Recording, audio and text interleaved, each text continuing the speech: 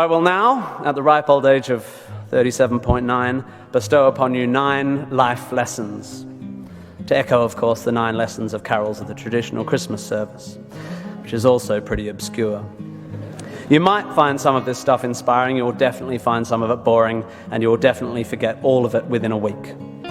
And be warned, there will be lots of hokey similes and obscure aphorisms which start well, but end up making no sense. So listen up or you'll get lost, like a blind man clapping in a pharmacy trying to echolocate the contact lens fluid.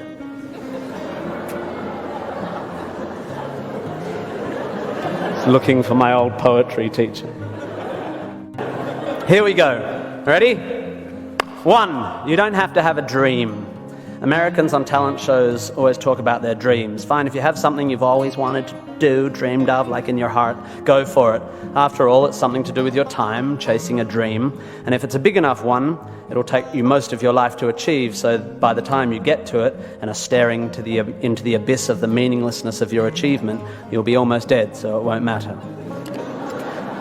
I never really had one of these dreams, and so I advocate passionate dedication to the pursuit of short-term goals. Be micro-ambitious. Put your head down and work with pride on whatever is in front of you. You never know where you might end up. Just be aware the next worthy pursuit will probably appear in your periphery, which is why you should be careful of long-term dreams. If you focus too far in front of you, you won't see the shiny thing out the corner of your eye. Right? Good. Advice, metaphor. Look at me go. 2, don't seek happiness. Happiness is like an orgasm. If you think about it too much, it goes away.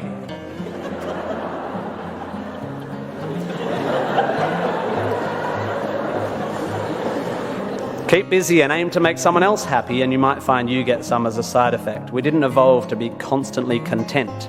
Contented Homo erectus got eaten before passing on their genes. 3, remember, it's all luck. You are lucky to be here. You are incalculably lucky to be born, and incredibly lucky to be brought up by a nice family that helped you get educated and encouraged you to go to uni. Or if you were born into a horrible family, that's unlucky and you have my sympathy, but you are still lucky. Lucky that you happen to be made of the sort of DNA that went on to make the sort of brain which, when placed in a horrible childhood environment, would make decisions that meant you ended up eventually graduating uni. Well done you for dragging yourself up by your shoelaces, but you were lucky. You didn't create the bit of you that dragged you up. They're not even your shoelaces. I suppose I worked hard to achieve whatever dubious achievements I've achieved, but I didn't make the bit of me that works hard, and any more than I made the bit of me that ate too many burgers instead of attending lectures when I was here at UWA. Understanding that you can't truly take credit for your successes, nor truly blame others for their failures, will humble you and make you more compassionate. Empathy is intuitive, but is also something you can work on intellectually. 4, exercise. I'm sorry, you pasty, pale, smoking philosophy grads, arching your eyebrows into a Cartesian curve as you watch the human movement mob winding their way through the miniature traffic cones of their existence. You are wrong and they are right. Well, you're half right. You think, therefore you are, but also you jog, therefore you sleep, therefore you're not overwhelmed by existential angst. You can't be can't, and you don't want to be. Play a sport, do yoga, pump iron, run, whatever, but take care of your body. You're going to need it. Most of you mob are going to live to nearly 100. And even the poorest of you will achieve a level of wealth that most humans throughout history could not have dreamed of. And this long, luxurious life ahead of you is going to make you depressed. But don't despair. There is an inverse correlation between depression and exercise. Do it. Run, my beautiful intellectuals, run. 5, be hard on your opinions. A famous bon mot asserts that opinions are like arseholes, in that everyone has one. There is great wisdom in this, but I would add that opinions differ significantly from arseholes, and that yours should be constantly and thoroughly examined.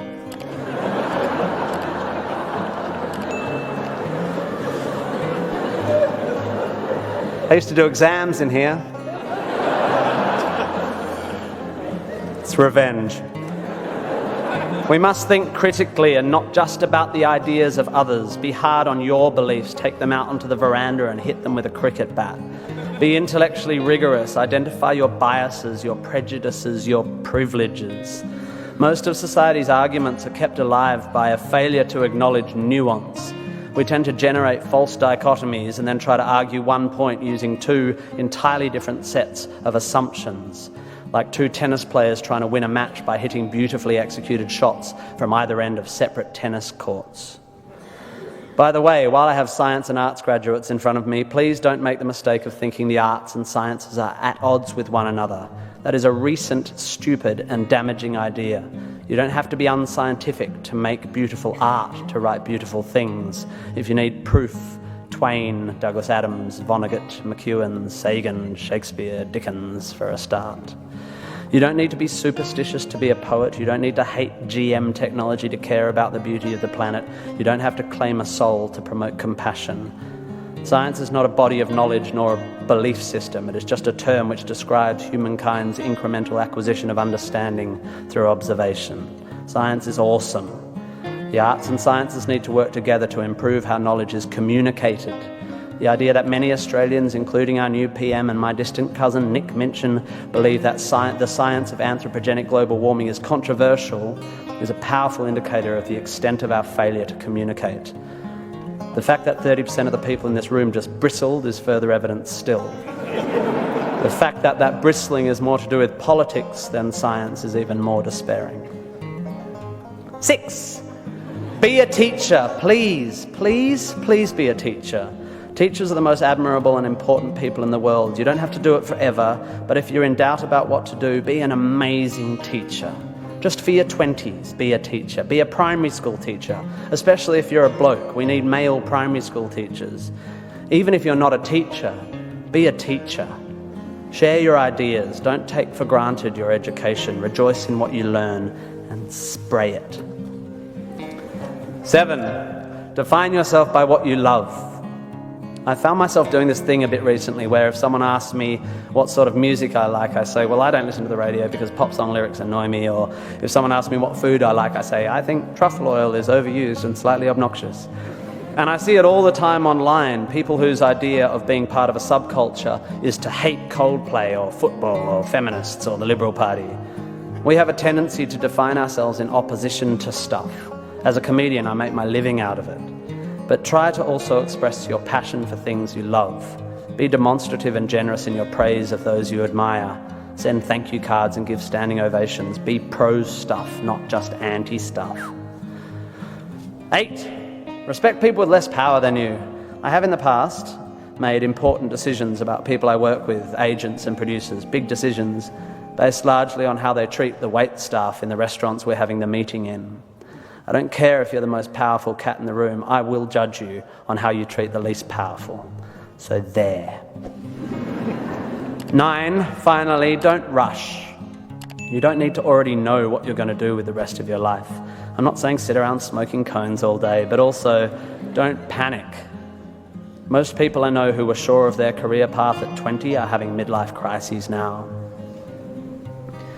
I said at the beginning of this ramble, which is already 3.5 minutes long, that life is meaningless. It was not a flippant assertion. I think it's absurd, the idea of seeking meaning in the set of circumstances that happens to exist after 13.8 billion years worth of unguided events. Leave it to humans to think the universe has a purpose for them. However, I am no nihilist. I'm not even a cynic. I am actually rather romantic. And here's my idea of romance. You will soon be dead. Life will sometimes seem long and tough, and God, it's tiring. And you will sometimes be happy and sometimes sad, and then you'll be old, and then you'll be dead. There is only one sensible thing to do with this empty existence, and that is fill it. Not fill it, fill it. And in my opinion, until I change it, life is best filled by learning as much as you can about as much as you can, taking pride in whatever you're doing, having compassion, sharing ideas, running, being enthusiastic. And then there's love and travel and wine and sex and art and kids and giving and mountain climbing, but you know all that stuff already. It's an incredibly exciting thing, this one meaningless life of yours. Good luck, and thank you for indulging me.